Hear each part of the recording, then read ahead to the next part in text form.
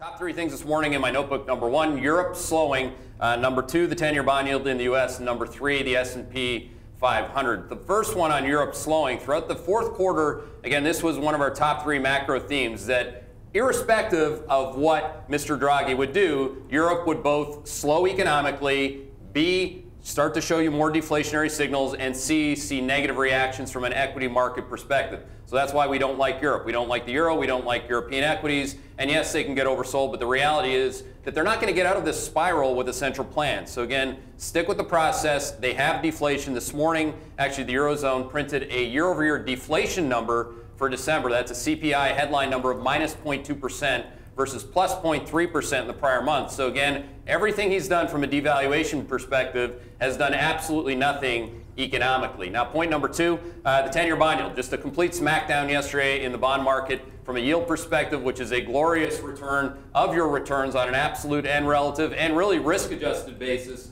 in the bond market. If you remain long of long bonds, congratulations. But again, in the face of that, now the narrative for old media has to change. What is it specifically that both deflation and growth slowing are signaling via the bond market? Well, they're just signaling what I just said. So again, look at that for what it is. In 10-year bond yield terms, that has been the most stealth rate of change leading indicator that there is for U.S. growth. Now, a lot of people still think that U.S. growth is running 3 to 5%. It's running maybe 2% in the fourth quarter. And when you take the annualized year-over-year GDP number for 2014, it's also going to be close to 2%, which is, by the way, very close to where the 10-year bond yield is. So again, we'd reiterate that call this morning. And then finally, the S&P 500, it is immediate-term trade oversold. So again, when you look at the context of what happened yesterday, number one, we broke the trend line for the S&P, which is 2018. Number two, we had a big kind of a drop down for people that bought. If you bought the S&P 500 on December the 29th, literally you bought it at 2090. You could have had all you wanted at 1998 in the S&P yesterday, but all we saw was crickets. So again,